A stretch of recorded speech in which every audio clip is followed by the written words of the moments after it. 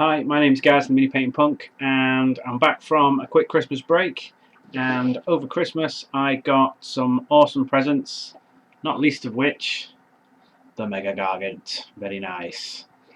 And in this video, we're going to take a look at this kit and maybe see if there are some ways we can look at building some of the extra variants without having to buy a whole other kit. So let's do it.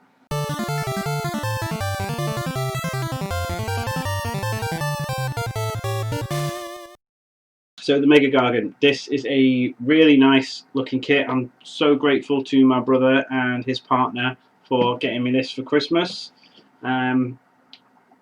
It's a kit with 3 different build options. So there's 3 different ways you can build it, loads of bits, limitless conversion potential, and I cannot wait to get stuck into it. I've also picked myself the Mantic Kings of War Giant. I'm not going to get into a big thing about prices and Games Workshop's pricing structure. This is significantly cheaper. It stands, from what I've seen, roughly the same height. This has a lot more in the box and a lot more build options. So make your own minds up about that one. What I'm interested in is finding out if I can use pieces from this with the spare parts from this to maybe build some one of the other variants with it. So the first thing I'm going to do is I'm going to start building the Mega Gargant just up until the point where you have to start choosing pieces specific to one of the 3 different builds. And I'm just going to compare it with some of the sizes of this model and just to see if there's any potential there for mixing these 2 kits to make something cool. Okay, so let's have a look in the box. Right, so in here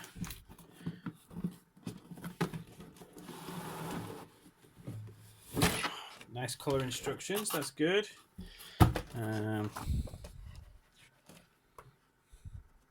So there you see the three different build options. If I have to choose one, I'm probably going to go with the Kraken Eater because I'm pretty sure that's the order one, and I have more order army models than anything else. But I'm hoping to be able to make some of these with the Mantic kit and maybe even the third one with a bit of help from my 3D printer as well. So let's have a look. We have, wow, I say that's half. So 3.5 sprues of bits. And a nice big base for it.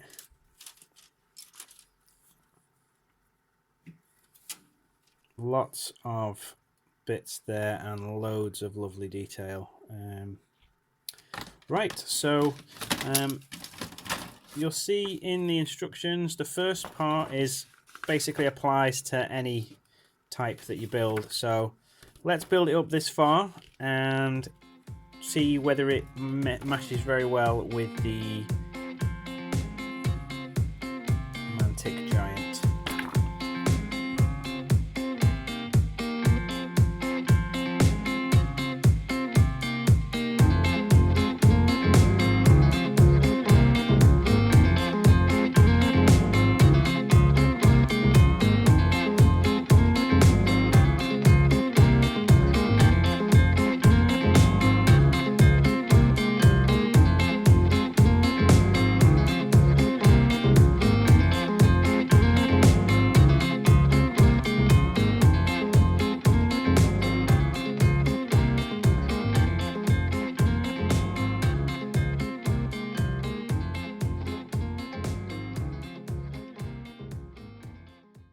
So let's have a look at the Mantic Giant. No sprues in here.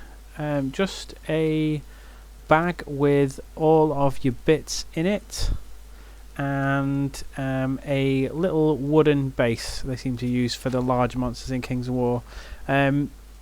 There are still a few build options in here. There's a couple of different options for the left and the right hand, and 2 different heads to choose from.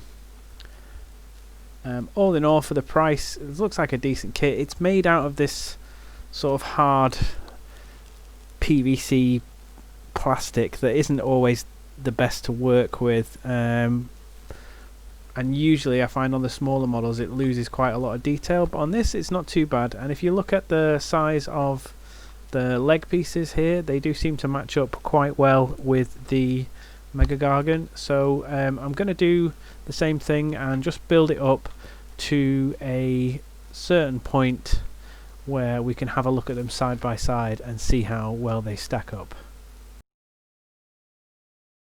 So here they are, built up to a similar level. The Mantic Giant just slots together, which is a nice easy build if you don't like fiddly builds. You'll see there are some slight differences in scale when it comes to things like the feet. It's really obvious. Games Workshop tend to go for these exaggerated proportions, things like the feet and the hands, and you will find that with this. Weirdly, the heads of the Mantic ones are actually bigger, but all in all they have fairly similar proportions, so it looks like with a bit of imagination, a bit of green stuff and a bit of chopping, that there's some really good potential to mix and match these kits. For example, I don't think I'm going to use this, but the fur mantle for the Mantic Giant does actually fit quite well on the shoulders of the Mega Gargant, and luckily the Mantic Giant is quite sturdy, so it didn't suffer any damage from that fall there. So if we have a look at the Mantic Giant body now, we can see that the let's try one of the heads from the Mega Gargant kit, and you can see that with a little bit of chopping and some green stuff, that'll fit on there quite nicely, and so will the other heads and parts too. One thing I did notice with this Mantic Giant, and it's quite obvious on the body there, is when it all fits together there are some fairly large gaps. Nothing that a bit of green stuff and a bit of filing wouldn't take care of, but it is something to note with the Mantic set. But I guess at such a lower price there is probably a trade-off somewhere, and that's it. So there we have it. That's the Mega Gargant, and if you were wondering how well it's scaled with the Mantic Kings of War Giant, then there's some good news in that the pieces scale pretty well. There's some slight differences with scale when it comes to things like the feet and the hands. As we've been seeing with other models, Games Workshop tend to exaggerate those proportions, but with a little bit of ingenuity, a bit of green stuff and some cutting and chopping, there's some great potential to mix those kits there. So that's hopefully a good way to get more than one Mega Gargant out of your box without having to buy 3 Mega Gargants, or at least an approximation of the other Mega Gargants. I think with the style of the Mantic one, with the furs and the shields, I think it's probably going to make a better War Stomper Gargant than the Gatebreaker. With the Gatebreaker, I'm probably going to look at using my Ender 3 and 3D printing something for that.